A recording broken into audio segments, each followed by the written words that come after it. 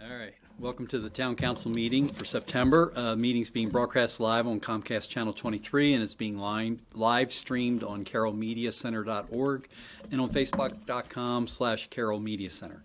So please rise for the opening prayer and the Pledge of Allegiance. In lieu of a prayer, in remembrance of 9/11, we'll do a moment of silence.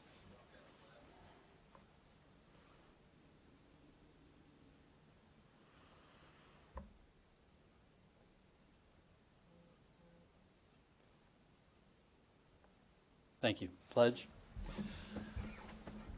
I pledge allegiance to the flag of the United States of America and to the republic for which it stands, one nation, under God, indivisible, with liberty and justice for all.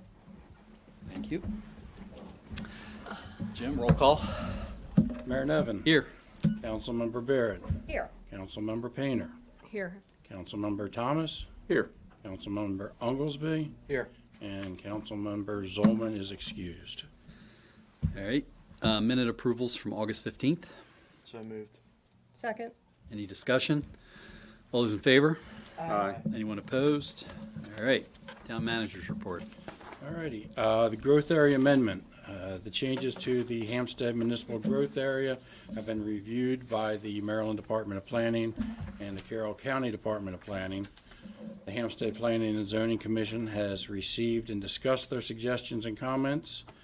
A public hearing on the amendment was held prior to the commission meeting on August 23rd.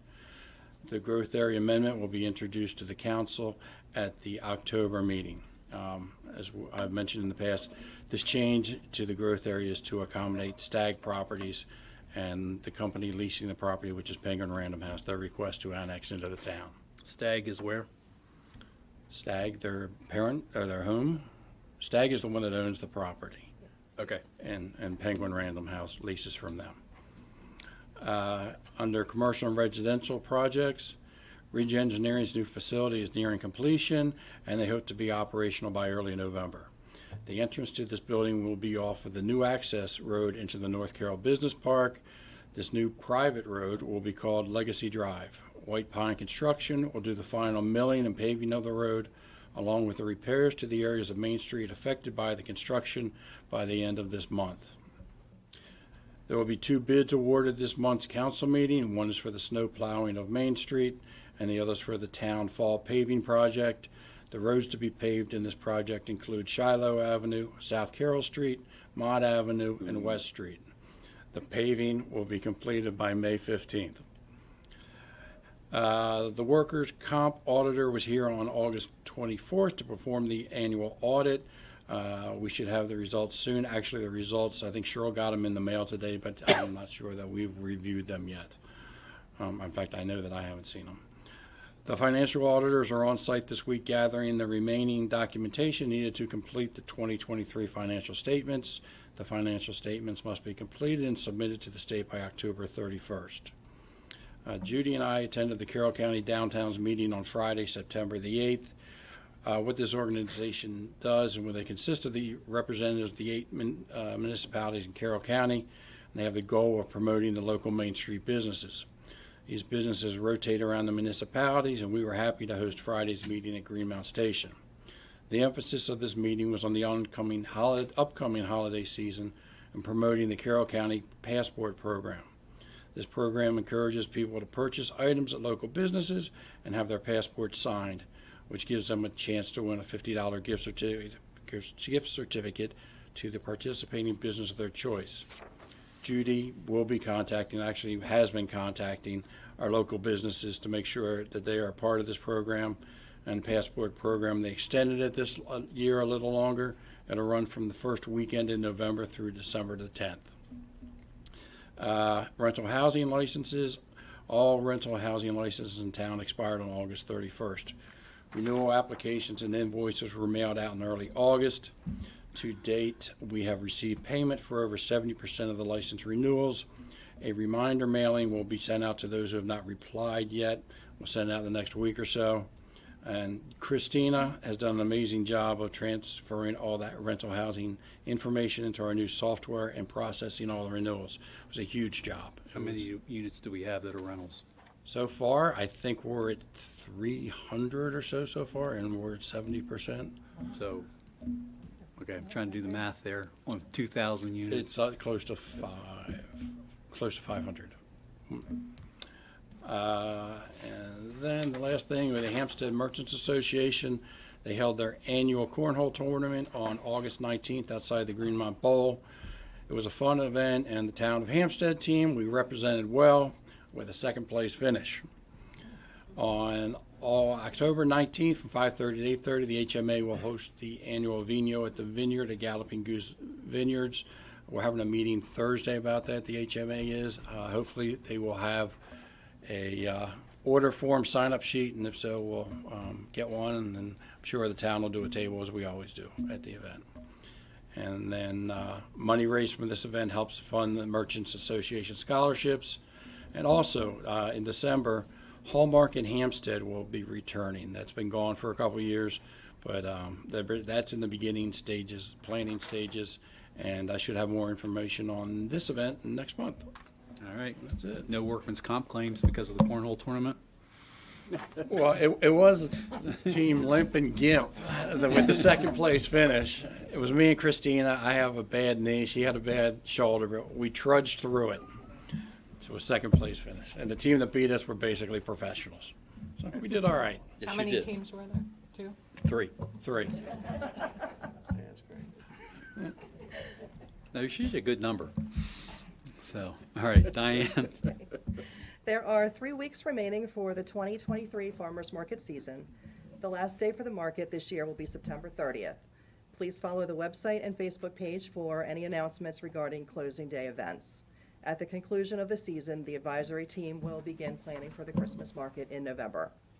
On September 9th, the Carroll County Board of Elections set up a table at the entrance to the market for both voter registrations and election judge applications for next year's election. They will be back again this Saturday, the 16th. That's all I have. All right, Wayne. The Hampstead train station, music in the park. Obviously, we got rained out this past Saturday. The one of 2 days of rain we've had all summer. I know. But we have talked to Blue Moon Big Band and convinced them to come back on the 23rd. So we're pushing that out to the 23rd, and they're coming back out. And as a backup, I'm going to talk to Ron Schroer. I've already talked to him once to see if the school might be a backup if Mother Nature decides to help us out with our water problem again. So we'll see what happens there. Fall Fest, October 7th. Hampstead Train Station has been working with the Main Street Committee on our Fall Fest. It's turning out to be a lot bigger than I thought it'd be. We've got over 50 vendors now. We're going to have a petting zoo, scarecrow making, pumpkin painting, beer garden. Fire department's going to be doing food, which is great. There's a lot of craft and artists that have signed up for it. We got live music from Vero and Aloe, Jaywalking, and the Alicia Band. This is the 125th anniversary of the Alicia Band, so they've been around for a while. Looking forward to it. It's going to extend from St. John's Church at Gill Avenue all the way down to Matthews Tire. So looking for a good turnout. Where's the fire company cooking? Are they coming on site, or are we going They're up going there? to come on site. Okay. Are we closing Main Street? Not this No. year. And hayride. We're closing the chug handle, Yeah, we're having a big hayride. Yep, and the hayride. the Yep. jug handle Yes. Yeah, we're around the church. the one I usually chose to close for music in the park. Yep. And where's the hayride going? Hayride starting there at that place and going down over the hill into the park. The park, the baseball, That big? Wow. Lions Field. Interesting. That's being Okay. done by the Lions Club. Right, Lion Park. That's Yeah, what- so Lions Club's gonna be there well represented. We're still trying to get other, like when we had one 2 years ago, the the state's attorney's office was there and other people. So we're hoping that some other government officials come out and enjoy it. So I know you'll be there. I will not. Yes, you will. I'm sorry, but I'm out. You'll be reading it. I've looked at my calendar and I'm out of town that weekend, so I apologize in advance. That's So okay. you'll have to carry on. You will be missed. Yeah, thank you. You will be missed. All right, Deb. Moving along to the sorry. tree commission. We're getting together tomorrow night for our first fall meeting, and we're going to be planning our fall planting. And we haven't got our finger on exactly what we're going to do yet, but we've got several ideas, because Dave has plenty of ideas. So that's it for me. All right, now you're good. All right, thanks. Okay. Deb, now it's your turn. Thank you. Planning and Zoning Commission met on Wednesday, August 23rd. Sorry, got my dates. Yeah, August 23rd. There was a discussion of the mixed-use housing in the local business district. So mixed use blends residential, retail, and commercial use. And by doing this, in Hampstead, there's a lot of businesses right now that will come into compliance instead of being non-conforming uses. And the Carroll County Department of Planning update, Andrew Gray gave us the update that the triennial update went to MDE for the water and sewer master plan. And the economic development and land use study, they're working with consultants still. Water. August 2023, the average water usage was 348,000 gallons per day. September 2023 average water usage so far is 365,000 gallons per day. Rainfall for August 2023 was 3.18 inches, and so far for September is 0.45 inches. So that leads into Hampstead is currently listed as being in an abnormally dry condition and is very close to being in a moderate drought. Carroll County has received a total of 15.6 inches of precipitation, which is 6.9 inches less than normal. These current conditions have not been seen since the 2001-2003 drought, which at that time was the worst dry period in the last 30 to 40 years. At this time, we would like to ask everyone, please voluntarily monitor their water usage and conserve as much as possible. So voluntarily, not mandatory. yet. No. Voluntarily, correct. All right. I think that was the last time we had a mandatory one. Yeah. Shit. Should've won. And I've only done it once in my tenure. 98, I think it was voluntary in 2003. Okay. 98, it was mandatory. All right, Dave, last but not least. Okay, and to continue with what Councilman Thomas was saying, I'm on the Main Street Committee, and this is going to be our largest fall fest ever. We've had 3 of them in the last couple of years. This is our 3rd one, I'm saying. But with the vendors that are turning out, and I have to say, I want to thank all the businesses that have donated giveaways and gift cards and stuff for the raffle. Great outpouring from the local businesses. But everybody come out and enjoy yourself. It's going to be a really good time. So, as far as some of the park news, the Richards Family Cemetery, we've started the rock wall that we've been talking about for a couple of years. So I got someone helping me with that. We're building a 3-foot dry stone rock wall. It's probably about 45 to 50 feet long, and we've got about 50% of it done. It's coming along rather well. Also, we moved some plants out of there over to the War Memorial Park, because some of the War Memorial Park plants did not make it because of the drought. So we've taken some of the plants there and placed them over there. This week's a busy week for me personally. Today we had our first MML Convention Planning Committee, right? And it was well attended. And this week the mayor and I are going to be down at the Board of Directors getaway down in Galena. So we're looking forward to that. Galena. Getaway? All right. Retreat, whatever you want. All right, Chief. Okay. Good evening, everyone. During the month of August, with reference to traffic safety, we investigated 2 reportable accidents, 4 minor property damage only, and 2 crashes took place at the 42 traffic circle. Our speed signs were out at 11 locations for a total of 77 days of display.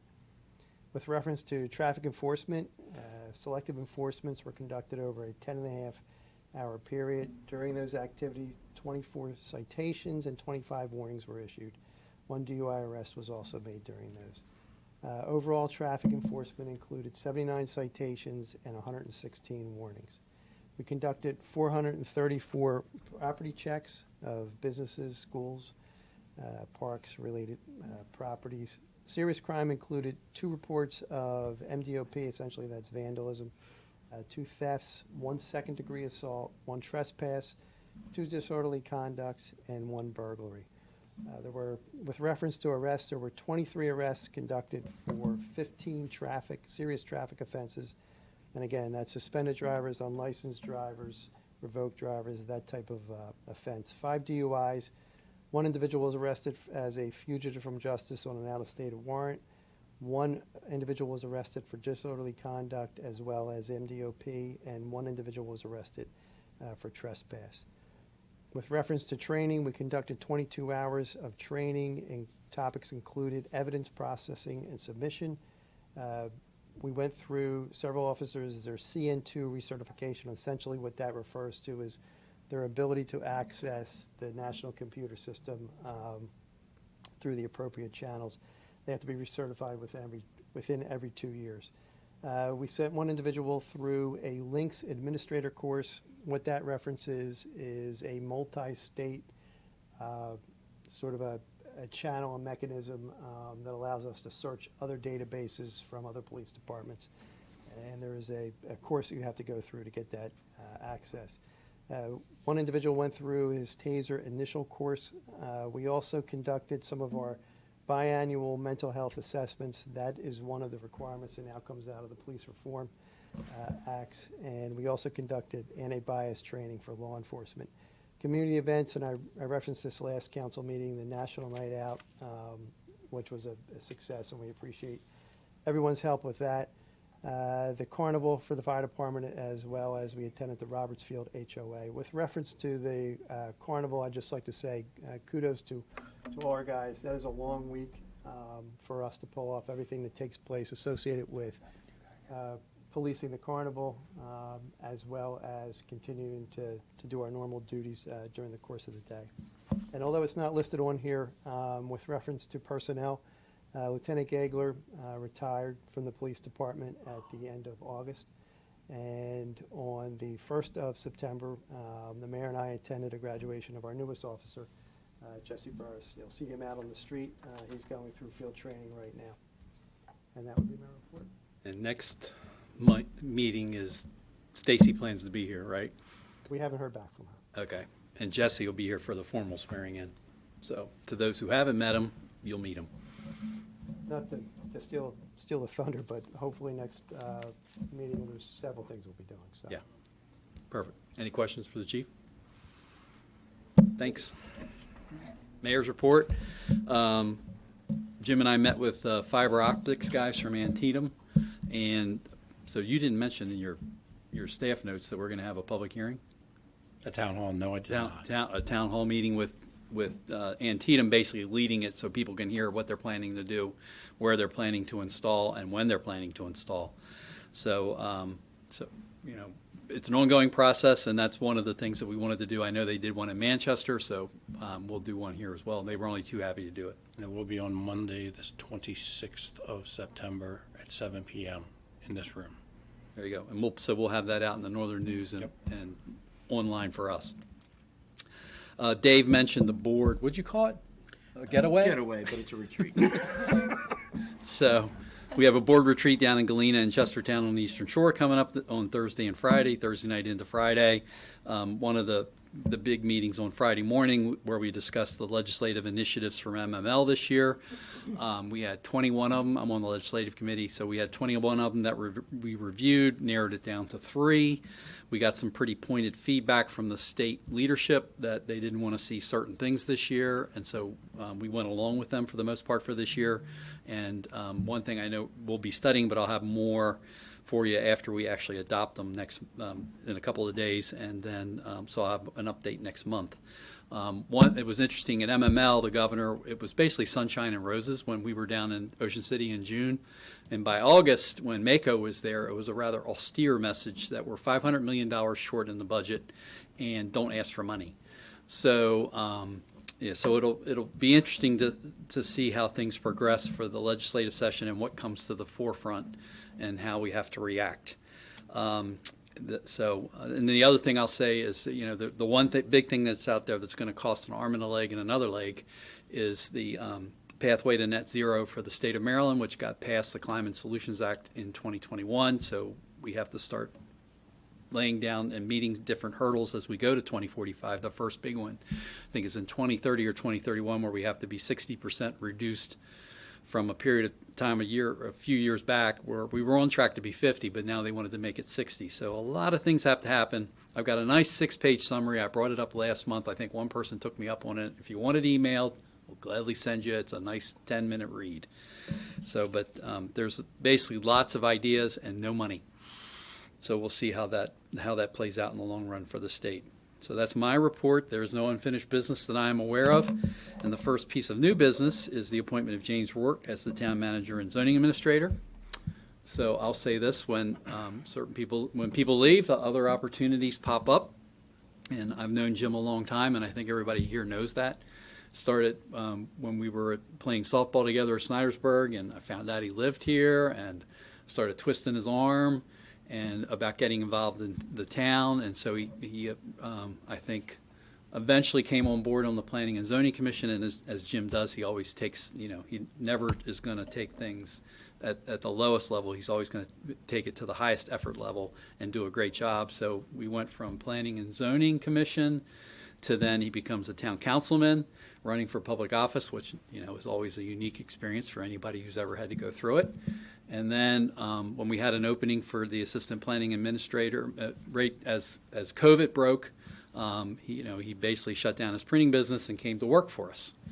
And so now with the vacancy in the town manager job and the background that Jim has, everybody up here agreed, well, they're going to agree, I think, in a minute, that he was a great appointment to the, I'm hoping I'm not getting ahead of myself. Be news if I did. But he'd be a great addition to our team in the back, in basically the front office back there, and be appointed as our next town manager. And we really look forward to seeing what he can do for us, and look forward to his point of view coming to the forefront. So, Jim's a friend. It's worked in the past with me and having friends in appointed positions, but he does bring a wealth of knowledge. And he's, I think, a friend to everybody in this room and everybody in the audience and sitting here on this dais. So, with that, I'll make a motion to appoint James Rourke to town manager and zoning administrator. Thank you, Wayne. Second. You take your pick as to who got the second there, James. Any further discussion? Anybody want to add anything? I've found Jim to be a very valuable resource. When I got involved in volunteering for the town and Jim was serving on council, I learned a lot from him at that point. And with all the work in zoning, he's been a great resource to all of us up here. So, no, I'm very, I've just always found Jim to be very easy to work with and a wealth of knowledge, so. Thank you. All right. So with that, we'll take the motion has been made and seconded. All those in favor of appointing James Rourke to the town manager zoning administrator position? Aye. Aye. Anyone opposed? All right, let's make it formal. I think Judy raised her hand. It's like speak now or hold your peace. Or like survivor mode, bring me your torch. Right hand. Now this works. I, James L. Rourke. I, James L. Rourke, Do swear or affirm that I will support the Constitution of the United States, do swear or affirm that I will support the Constitution of the United States, and that I will be faithful and bear true allegiance to the state of Maryland, and that I will be faithful and bear true allegiance to the state of Maryland, the town of Hampstead, the town of Hampstead, and support the Constitution and laws thereof, and support the Constitution and laws thereof, and that I will, to the best of my skill and judgment, and that I will, to the best of my skill and judgment, diligently and faithfully, diligently and faithfully, without partiality or prejudice, without partiality or prejudice, execute the office of town manager and zoning administrator of the town of Hampstead, execute the office of town manager and zoning administrator of the town of Hampstead, according to the Constitution and laws of this state. according to the Constitution and laws of this state. Congratulations. Thank you.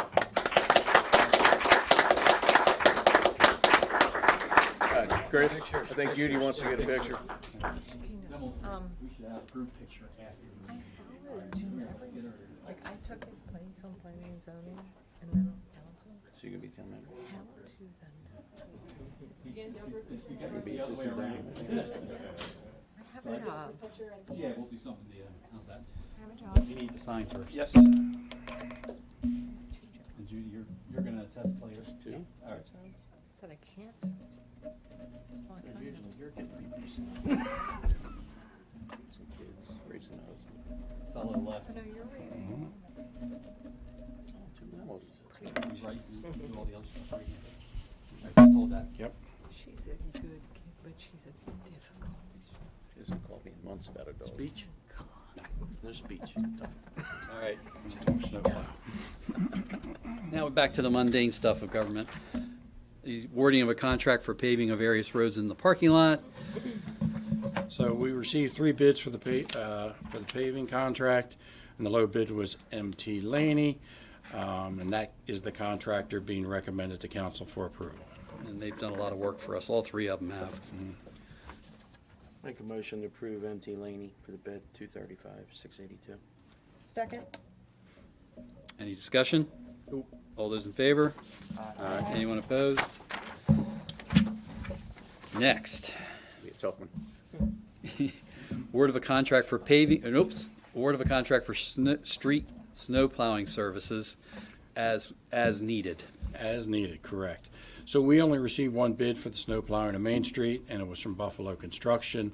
They've done numerous projects for the town in the past, and the town's very comfortable working with them.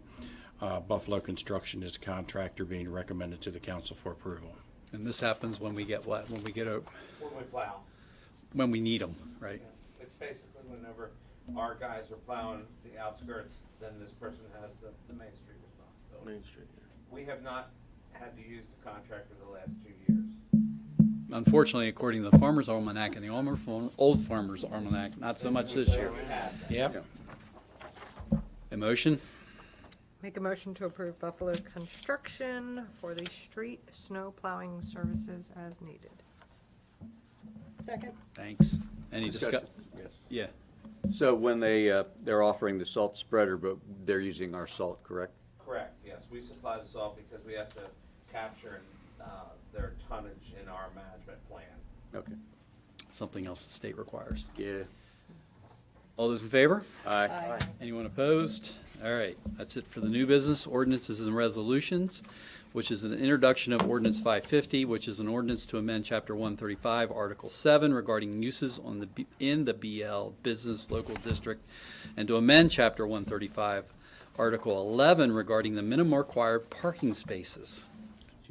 So, mixed use is something that's been discussed in Planning and Zoning Commission for a while now, basically, since we've been dealing with the comprehensive plan update. And so we talked about it last month, and mixed use is already all over the place on Main Street. A lot of it, as Deb said, is non-conforming. So these additions or amendments to this ordinance will make those now conforming. It also gives the ability of any business down there that has some room above and does not have apartments now can now add them. The other thing it does is it allows for any future new builds of mixed use where they would have retail on the lower floor with residential above.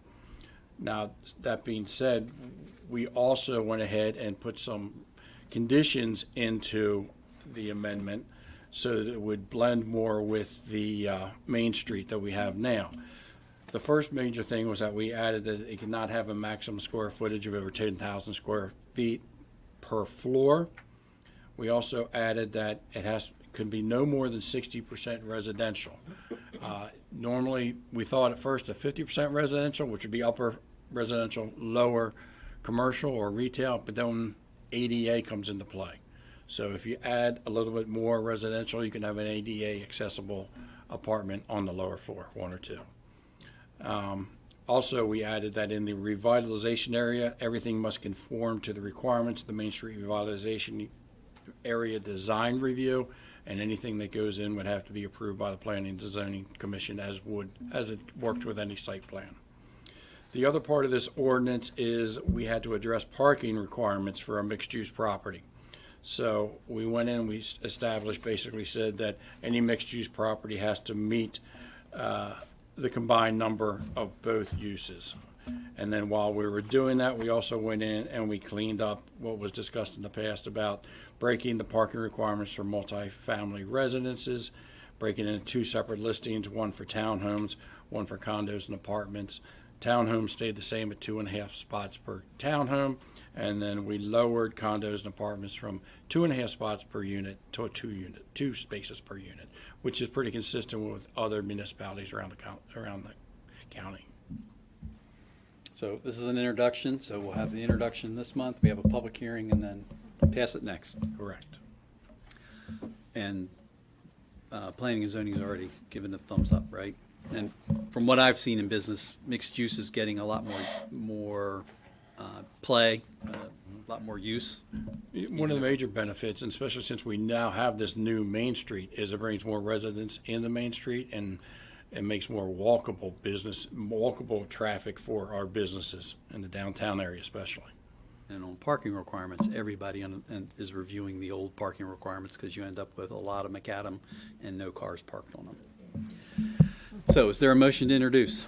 Make a motion to introduce ordinance, the amendment to chapter 135 regarding use in BL local business district and chapter 135 regarding minimum required parking spaces. Second. Further discussion? All those in favor? Aye. Anyone opposed? Good. Public comments? Hi, Doug. Going once, going twice, going 3 times. All right, motion to adjourn. Hold on, one thing I did want to say is I did a ride-along with Officer Wilt a few weeks ago.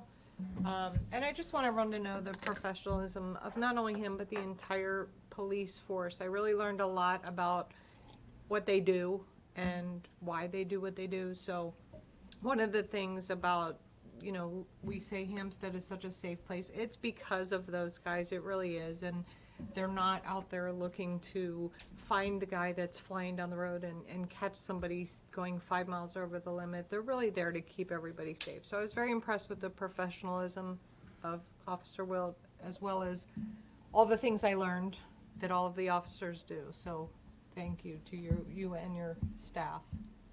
Do a great job. And we will gladly give others ride-alongs as well. All right, now is there a motion to adjourn? Front of the back.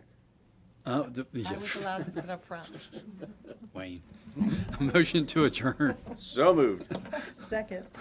All those in favor? Anyone opposed? Thank you all. I was gonna mess with the chief when I drove because his eyes would